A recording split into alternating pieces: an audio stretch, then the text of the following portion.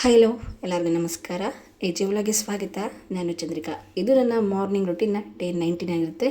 ಇವತ್ತು ಗುರುವಾರ, ರಾಯರ ವಾರ. ಎದ್ದು ಬೇಗ ಎಲ್ಲ ಕೆಲಸ ಮುಗಿಸ್ಕೊಂಡು ದೇವಸ್ಥಾನಕ್ಕೆ ಹೋಗಬೇಕು ಅಂತಂದು ಪ್ಲ್ಯಾನ್ ಮಾಡಿ ಮಲಗಿದ್ದೆ. ಬಟ್ ತುಂಬ ತಲೆನೋವಾಗಿಬಿಟ್ಟಿತ್ತು. ಆ ಒಂದು ಕಾರಣದಿಂದಾಗಿ ಸ್ವಲ್ಪ ಲೇಟಾಗಿ ಎದ್ದೆ. ಒಂದು 10 ನಿಮಿಷ ಮಲಗೋಣ ಅಂತ ಮಲಗಿದವಳು 7:30 ಆಗಿಬಿಟ್ಟಿತ್ತು. 4:15 ಎದ್ದೇಳಲು 7:30ಗೆ ಎದ್ದಿದ್ದೆ. ಇರಲಿ ಪರವಾಗಿಲ್ಲ ಅಂತ ಹೇಳ್ಬಿಟ್ಟು ಮಾರ್ನಿಂಗ್ ಎದ್ಬಿಟ್ಟು ನೋಡ್ತಾ ಇರ್ಬೋದು. ಇವತ್ತು ಗುರುವಾರ, ಕ್ಯಾಲೆಂಡರ್ ಸಮೇತ ತೋರಿಸ್ಬಿಡ್ತೀನಿ ಯಾವ ದಿನ ಏನು ಅಂತಂದು, ಯಾವ ಡೇಟು ಅಂತ ಕೂಡ.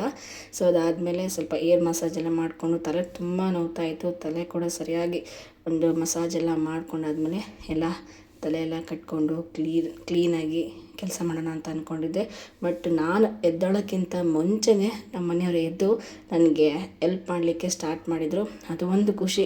ಏನಾದರೂ ಹುಷಾರಿಲ್ದಾಗ ಆಗಿರ್ಬೋದು, ಅಥವಾ ನನಗೇನೋ ಕೆಲಸ ಮಾಡೋಕ್ಕೆ ಇಷ್ಟ ಇಲ್ಲ ಅಂತ ಅಂದಾಗ ನಮ್ಮ ಮನೆಯವರು ಸಹ ತುಂಬ ಹೆಲ್ಪ್ ಮಾಡ್ತಾರೆ. ಅದೊಂದು ನನಗೆ ತುಂಬ ಖುಷಿಯಾಗುತ್ತೆ. ಇದಾದಮೇಲೆ ಸ್ವಲ್ಪ ಹೊರಗಡೆ ನಿಂತ್ಕೊಳ್ಳೋಣ ಅಂತಂದು ಒಂದು 5 ನಿಮಿಷ ಈ ಒಂದು ನೇಚರ್ ನೋಡ್ಕೊತ ನಿಂತ್ಕೊಂಡಿದ್ದೆ. ನೋಡ್ತಾ ಇರ್ಬೋದು ಎಷ್ಟು ಚೆನ್ನಾಗಿರುತ್ತೆ ಅಂತಂದು. ನಮ್ಮ ಹಿಂದ್ಗಡೆನೇ ಸ್ವಲ್ಪ ದೂರ ಹೋದರೆ ಯೂನಿವರ್ಸಿಟಿ ಕಾಣಿಸೋವಂಥದ್ದು. ನೋಡ್ತಾ ಇರ್ಬೋದು. ಫ್ರೆಶ್ ಅಪ್ ಎಲ್ಲ ಆಗಿಬಿಟ್ಟು ನಾನು ಬ್ರಷ್ ಮಾಡ್ತಿದ್ದೆ. ನಮ್ಮ ಮನೆಯವ್ರು ಕಸ ಎಲ್ಲ ಗುಡಿಸ್ತಾಯಿದ್ರು. ಅವರೆಲ್ಲ ಕಸ ಗುಡಿಸ್ತಾ ಇರುವಾಗ ನಾನು ಶೇಂಗಾ ಮತ್ತು ದ್ರಾಕ್ಷಿ ನೀರನ್ನ ನೆನೆ ಇಟ್ಟಿದ್ದೆ. ಮುಂಚೆ ಮೆಂತೆಕಾಳು ನೆನೆಕ್ತಿದ್ದೆ. ಇವತ್ತು ಸ್ವಲ್ಪ ಡಿಫ್ರೆಂಟಾಗಿರಲಿ, ಸ್ವಲ್ಪ ಸ್ಕಿನ್ಗೂ ಕೂಡ ಕೇರ್ ಮಾಡಬೇಕಲ್ವ.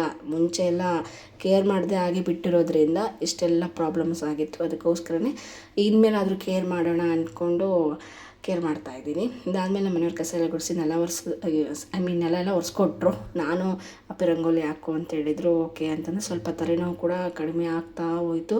ಅದಕ್ಕೋಸ್ಕರನೇ ಸ್ವಲ್ಪ ಚಿಕ್ಕದಾಗಿ ಅದು ರಂಗೋಲಿ ಹಾಕೋಣ ಕಡೆ. ಬಟ್ ಇರಲಿ ಅಂತಂದು ನನಗೆ ಇಷ್ಟ ಆದಿದ್ದು ರಂಗೋಲಿನ ನಾನು ಹಾಕಿದೆ. ಇದಾದಮೇಲೆ ನೈಟೇ ಎಲ್ಲ ನಾನು ಗ್ಯಾಸ್ ಎಲ್ಲ ಒರೆಸ್ಬಿಟ್ಟು ಕಿಚನೆಲ್ಲ ಕ್ಲೀನ್ ಮಾಡಿ ಇಟ್ಟಿರ್ತೀನಿ.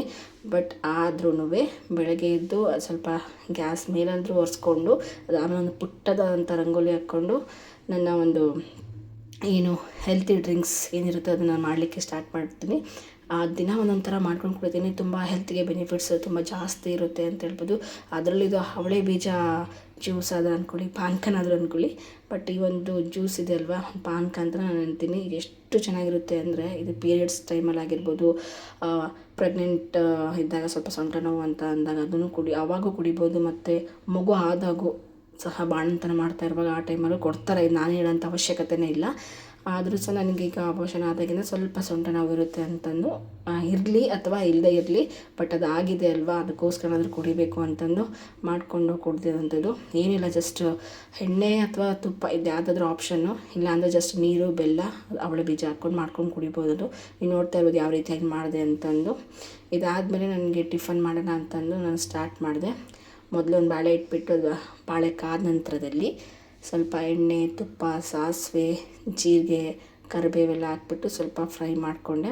ಏನು ಮಾಡೋದು ಅಂತಂದರೆ ನಮ್ಮ ಮನೆಯವ್ರು ನಿಮ್ಗೆ ಏನು ಇಷ್ಟನೋ ಅದನ್ನು ಮಾಡು ಅಂತ ಹೇಳಿದರು. ಅದು ಒಂದು ಖುಷಿ ನನಗೆ. ಅದಾದ ನನಗೇನಾದರೂ ಒಂದು ತರಕಾರಿ ಅಥವಾ ಸೊಪ್ಪು, ಕಾಳು ಈ ಥರ ಇರೋವಂಥದ್ದು ಐಟಮ್ಸ್ ಮಾಡಲಿಕ್ಕೆ ಇಷ್ಟ. ಮುಂಚೆ ಓಕೆ, ಕೆಲ್ಸಕ್ಕೆ ಹೋಗೋ ಟೈಮಲ್ಲಿ ಯಾವುದಾದ್ರೂ ಒಂದು ಮಾಡಿದ್ರೆ ಆಯಿತು ಅಂತೆಲ್ಲ ಇರ್ತಿತ್ತು. ಬಟ್ ಈಗ ಆಗಲ್ಲ. ಸ್ವಲ್ಪ ಹೆಲ್ತ್ ಕಡೆ ಗಮನ ಹರಿಸೋಣ ಅಂತಂದು ಈ ನಾರ್ಮಲಾಗಿ ನಾನೇನು ತುಂಬ ಹೈ ಲೆವೆಲ್ದು ಏನೂ ಮಾಡಲ್ಲ. ಮನೆಯಲ್ಲಿರುವಂಥ ಐಟಮ್ಸ್ನ ಬಳಸಿಬಿಟ್ಟು ಮಾಡುವಂಥದ್ದು. ಈ ಕ್ಯಾರೆಟು, ಮೂಲಂಗಿ, ಈ ಥರ ತರಕಾರಿ, ಮೆಂತ್ಯ ಸೊಪ್ಪು, ಪಾಲಕ್ ಸೊಪ್ಪು, ಪುದೀನ ಸೊಪ್ಪು, ಶೇಂಗಾ, ಮೆಂತ್ಯಕಾಳು, ಬಾದಾಮಿ, ಗೋಡಂಬಿ, ಈ ಥರ ಎಂಥದ್ದು, ಬಾಳೆಹಣ್ಣು, ಆ್ಯಪಲ್, ಹೇಳ್ತಾ ಹೋದರೆ ಒಂದಲ್ಲ ಎರಡಲ್ಲ ತುಂಬಾ ಇದ್ದಾವೆ.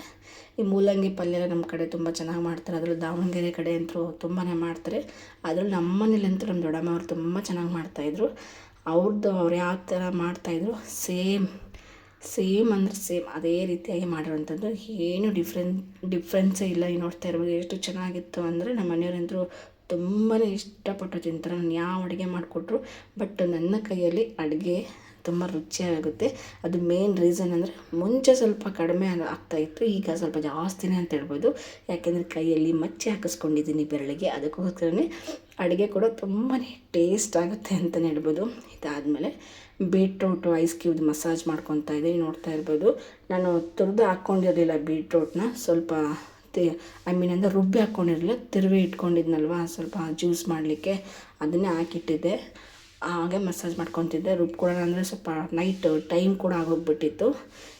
ಈ ಒಂದು ಮಸಾಜ್ ಮಾಡೋದ್ರಿಂದ, ಐಸ್ ಕ್ಯೂಬ್ ಮಸಾಜ್ ಮಾಡೋದ್ರಿಂದ ತುಂಬಾ ಒಳ್ಳೆ ಹೆಲ್ತ್ಗೆ, ಐ ಮೀನ್ ಫೇಸ್ಗೆ, ಹೆಲ್ತ್ಗೆ ಅಂದರೆ ಆರೋಗ್ಯ ಕೂಡ ಚೆನ್ನಾಗೇ ಇರುತ್ತೆ, ಬಟ್ ಫೇಸ್ಗಂತೂ ತುಂಬಾ ಒಳ್ಳೆ ಬೆನಿಫಿಟ್ ಸಿಗೋವಂಥದ್ದು. ನಾನು ಕೂಡ ಮಾಡ್ತಾನೇ ಇದ್ದೀನಿ, ಪ್ರತಿದಿನ ಪ್ರತಿಯೊಂದು ಥರನೇ ಮಾಡ್ತಾಯಿರ್ತೀನಿ. ನಾನು ಮಾಡೋದಲ್ಲದೆ ನಮ್ಮ ಮನೆಯವ್ರಿಗೂ ಸಹ ಮಾಡಿದೆ. ನಾನು ಅವರಂತರೂ ಇಲ್ಲ ನನಗೆ ಬೇಡ ಬೇಡ ಅಂತಂದು ಸಾಕು ಅಂತ ಹೇಳಿದ್ರು. ಇದಾದಮೇಲೆ ಫ್ರೆಶ್ ಅಪ್ ಆಗಿ ಸ್ನಾನ ಎಲ್ಲ ಮಾಡ್ಕೊಂಡು ಪೂಜೆ ಮಾಡಿದೆ. ಪೂಜೆ ಮಾಡಿದರೆ ಏನೋ ಒಂಥರ, ಅದರಲ್ಲೂ ಗುರುವಾರ ಶನಿವಾರ ಪೂಜೆ ಅಂತ ಮಿಸ್ ಮಾಡಲ್ಲ, ಮಾಡ್ತಿರ್ತೀವಿ. ಏನೋ ಒಂಥರ ಮನಸ್ಸಿಗೆ ನೆಮ್ಮದಿ. ರಾಯರ ವಾರ, ಸಾಯಿಬಾಬಾ ಅವರ ವಾರ. ನಾನು ಹೇಳ್ತಾ ಇದ್ದೆ ಲಾಸ್ಟ್ ವೀಕಲ್ಲೂ ನಾನು ಗುರುವಾರ ಟೆಂಪಲ್ಗೆ ಹೋಗಿದ್ವಿ ಅಂತ. ಈ ವೀಕ್ ಆಲ್ರೆಡಿ ಟೈಮ್ ಆಗೋಗಿತ್ತು. ಪೂಜೆ ಎಲ್ಲ ಮಾಡ್ಕೊಂಡು ಟಿಫನ್ ಮಾಡೋಷ್ಟಿಗೆ ಟೈಮ್ ಆಲ್ರೆಡಿ 11 ಗಂಟೆ ಆಗೋಗಿತ್ತು. ಮುಂಚೆ ನಾನು ಡೈಲಿ 4:15 ಎದ್ದಾಗ ಆಗುವಂಥ ಒಂದು ಬೇಗ ಕೆಲಸಗಳು ಇಷ್ಟು 7:30 8 o'clock ಎದ್ದೇಳ್ತೀವಲ್ಲ, ತುಂಬಾ ಅದೇನಂತಾರೆ ಲೇಜಿನೆಸ್ ಬಂದುಬಿಡುತ್ತೆ ತುಂಬ ಲೇಟಾಗಿ ಎದ್ದೇಳೋದ್ರಿಂದ. ನೋಡ್ತಾ ಇರ್ಬೋದು. ಆದರೂ ಪರವಾಗಿಲ್ಲ ಅಂತಂದು ನಾನು ಇವತ್ತು ಮಿಸ್ ಮಾಡಬಾರ್ದು ರಾಯರ ವಾರ ಅಂತೇಳಿ ಪೂಜೆ ಎಲ್ಲ ಮಾಡಿದ್ದು. ಇದಾದಮೇಲೆ ಪೂಜೆ ಎಲ್ಲ ಮಾಡಿ ಸ್ವಲ್ಪ ಕೂತ್ಕೊಂಡು, ಅದಾದಮೇಲೆ ಚಪಾತಿ ಮಾಡಿಕೊಂಡೆ. ಮುಂಚೆನೇ ಸ್ನಾನ ಮಾಡೋಕ್ಕಿಂತ ಮುಂಚೆನೇ ಪಲ್ಯ ಎಲ್ಲ ಮಾಡಿಟ್ಟಿದ್ದೆ. ಹೆಲ್ತಿ ಡ್ರಿಂಕ್ಸ್ ಇದು ಮಾಡ್ಕೊಂಡು ಕುಡ್ದಿದ್ವಿ. ಇದಾದಮೇಲೆ ಚಪಾತಿ ಎಲ್ಲ ಮಾಡಿಬಿಟ್ಟು ಎಲ್ಲ ಅವಾಗ ತಾನೇ ಉತ್ಕೊಂಡು ಮಾಡಿದ್ರೆ ಬಿಸಿ ಬಿಸಿಯಾಗಿ ತಿನ್ನಲಿಕ್ಕೆ ತುಂಬ ರುಚಿಕರವಾಗಿರುವಂಥದ್ದು. ಯಾಕಂದರೆ ಮುಂಚೆನೇ ಮಾಡಿಟ್ಬಿಟ್ರೆ ಅವಾಗ ತಣ್ಣಗಾಗೋಗಿರುತ್ತೆ, ಪಲ್ಯನೂ ತಣ್ಣಗಾಗೋಗಿರುತ್ತೆ, ಅದಕ್ಕೋಸ್ಕರ ತಿನ್ನೋಕ್ಕೆ ಅನಿಸಲ್ಲ. ಇದಾದಮೇಲೆ ಚಪಾತಿ ಎಲ್ಲ ಬೇಯಿಸಿಟ್ಕೊಂಡು, ಮುಂಚೆ ನೈಟ್ ನಾನು ಮಸ್ಸೊಪ್ಪು ಸಾಂಬಾರು ಮಾಡಿದರೆ, ಮೆಂತೆ ಪಾಲಕ್ ಎಲ್ಲ ಹಾಕ್ಬಿಟ್ಟು ತುಂಬ ಟೇಸ್ಟಿಯಾಗಿತ್ತು. ಅದ್ರ ಜೊತೆಗೆ ಗೊತ್ತಲ್ವ ಮೂಲಂಗಿ ಪಲ್ಯ ಕೂಡ ತುಂಬಾ ರುಚಿಯಾಗಿತ್ತು. ನನಗಂತೂ ಖುಷಿಯಾಗೋಯಿತು. ನಮ್ಮ ಮನೆಯವರಂತರೂ ತುಂಬ ಚೆನ್ನಾಗಿ ಮಾಡ್ತೀಯ ಅಂತಾರೆ ಅಷ್ಟೇ, ಅದು ಮತ್ತೇನು ಹೇಳೋದೇ ಇಲ್ಲ.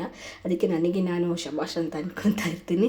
ಇದಾದಮೇಲೆ ನಮ್ಮ ಮನೆಯವರು ನಮ್ಮ ತಂಗಿ ಪಾಪದು ಫೋಟೋ ಆರ್ಡ್ರ್ ಮಾಡಿದರು. ಮುಂಚೆನೇ ನಮ್ಮ ತಂಗಿನೇ ಎಲ್ಲ ಮಾಡಿಸಿದ್ಲು. ನಮ್ಮ ಮನೆಯವರು ಇಲ್ಲೇ ಬೆಂಗಳೂರಲ್ಲೇ ಮಾಡಿದರು. ಅದು ತುಂಬ ಒಂದು 4-5 ತಿಂಗಳಾದಮೇಲೆ ಈ ಒಂದು ಆರ್ಡ್ರ್ ಬಂದಿತ್ತು. ನೋಡ್ತಾ ಇರ್ಬೋದು ನನಗೆ ಯಾವ ಥರ ಇರುತ್ತೋ. ನಾನು ಪ್ಯಾಕ್ ಓಪನ್ ಮಾಡೋದು ಬೇಡ ಅಂತ ಅಂದ್ಕೊಂಡಿದ್ದೆ. ಪರವಾಗಿಲ್ಲ ಮಾಡು ನೋಡೋಣ, ಮತ್ತೇನಾದರೂ ಡ್ಯಾಮೇಜ್ ಆಗಿದ್ದರೆ ಇಲ್ಲಿಂದ ರಿಟರ್ನ್ ಮಾಡ್ಬೋದು. ಮತ್ತೆ ಊರಿಗೆ ಹೋಗಿ ರಿಟರ್ನ್ ಮಾಡೋದಕ್ಕಿಂತ ಇಲ್ಲೇ ರಿಟರ್ನ್ ಮಾಡಿದರೆ ಇಲ್ಲಿಂದ ತೊಗೊಂಡೋಗ್ತಿಲ್ಲ, ಅಲ್ಲಿಂದ ತುಂಬ ದೂರ ಆಗುತ್ತೆ ಅಂತ ಹೇಳಿದರು. ಓಕೆ ಅಂತಂದು ನನಗೆ ಬೇಜಾರಿತ್ತು, ಮತ್ತೆ ನಮ್ಮ ತಂಗಿ ಏನಾದರೂ ಅಂದ್ಕೊತಾಳೆ ಅಂತ. ಆದರೂ ನೋಡೋಣ, ಕ್ಯೂರಿಯಾಸಿಟಿ ತಡ್ಕೊಳಕ್ಕಾಗಲ್ವಲ್ಲ. ತುಂಬಾ ಚೆನ್ನಾಗಿ ಮಾಡಿಕೊಟ್ಟಿದ್ರು. ಒಂದು ಲೈಫ್ ಲಾಂಗ್ ಮೆಮೊರೀಸು. ಬಟ್ ಚೆನ್ನಾಗಿ ಇಟ್ಕೊಂಡ್ರೆ ಲೈಫ್ ಲಾಂಗ್ ಮೆಮೊರೀಸ್ ಅಂತಲೇ ಹೇಳ್ಬೋದು. ಪ್ರತಿಯೊಂದು ಅವಳು ಹುಟ್ಟಿದಾಗಿಂದ ಏನೆಲ್ಲ ಇತ್ತು, ಅದು ಪಾಪುದು ಒಕ್ಲ ಇರುತ್ತಲ್ವ, ಅದನ್ನು ಸಹ ನಮ್ಮ ತಂಗಿ ಜೋಪಾನವಾಗಿ ಇಟ್ಕೊಂಡು ಮಾಡಿಸಿದ್ದಾಳೆ. ತುಂಬಾ ಖುಷಿಯಾಯಿತು ನೋಡಿಬಿಟ್ಟು. ಅದು ನಾನು ಅವಳಿಗೆ ತಂದು ಕೊಡಲ್ಲ ಅಂತೆಲ್ಲ ಹೇಳ್ತಿದ್ದೆ. ಆದರೂ ಅದೆಲ್ಲ ಕೋಪದಲ್ಲಿ ಹೇಳ್ತಿರ್ತೀನಿ. ಬಟ್ ಅದನ್ನು ಹೋಗಿ ಬೇಗ ಅವಳಿಗೆ ಕೊಡಬೇಕು, ಅವಳಿಗೂ ಕ್ಯೂರಿಯಾಸಿಟಿ ಜಾಸ್ತಿ ಇರುತ್ತೆ. ಮಾರ್ನಿಂಗ್ ಲೇಟಾಗಿ ಎದ್ದಿದ್ನಲ್ವ, ಹಾಗಾಗಿ ಯಾವುದೇ ರೀತಿಯಾಗಿ ವರ್ಕೌಟ್ ಏನು ಮಾಡಿರಲಿಲ್ಲ, ಮೆಡಿಟೇಷನ್ ಏನೂ ಮಾಡಿರಲಿಲ್ಲ. ಬಟ್ ಸ್ಕಿಪ್ ಮಾಡಬಾರ್ದು ಅಂತಲೂ ಈವ್ನಿಂಗ್ ಆದರೂ ಮಾಡೋಣ ಅಂತಂದು ನಮ್ಮ ಮನೆಯವರು ಸ್ವಲ್ಪ ಬೇಗ ಬನ್ನಿ ಅಂತ ಹೇಳಿದೆ. ಅದಕ್ಕೆ ಅವರು 6 o'clock ಬಂದಿದ್ದರು. ಫ್ರೆಶ್ ಅಪ್ ಎಲ್ಲ ಆಗಿ ಮತ್ತು ನಾವು ಗ್ರೀನ್ ಟೀ ಎಲ್ಲ ಕುಡ್ಕೊಂಡಾದ್ಮೇಲೆ ಪಾರ್ಕಿಗೆ ಹೋಗಿ ಒಂದಿಷ್ಟು ವರ್ಕೌಟ್ ಎಲ್ಲ ಮಾಡ್ಕೊಂಬಂದಿದ್ವಿ. ಸೊ ಇದಾಗಿತ್ತು ನನ್ನ ಒಂದು ಗುರುವಾರದ vlog, I mean morning routine day 19 vlog ಆಗಿತ್ತು. ಯಾರಿಗೆಲ್ಲ ಈ ವ್ಲಾಗ್ ಇಷ್ಟ ಆಗಿದೆ ಪ್ಲೀಸ್ ಒಂದು ಲೈಕ್ ಮಾಡಿ, ಸಬ್ಸ್ಕ್ರೈಬ್ ಮಾಡಿ ಅಂತ ಹೇಳ್ತಾ ಇವತ್ತಿನ ವ್ಲಾಗ್ ಮುಗಿಸ್ತಾ ಇದ್ದೀನಿ. ಎಲ್ಲರಿಗೂ ನಮಸ್ಕಾರ. ಮತ್ತು ನಾಳಿನ ವ್ಲಾಗಲ್ಲಿ ಮತ್ತೆ ಸಿಗ್ತೀನಿ. ಅಲ್ಲಿವರೆಗೂ ಟೇಕ್ ಕೇರ್, ಬಾಯ್.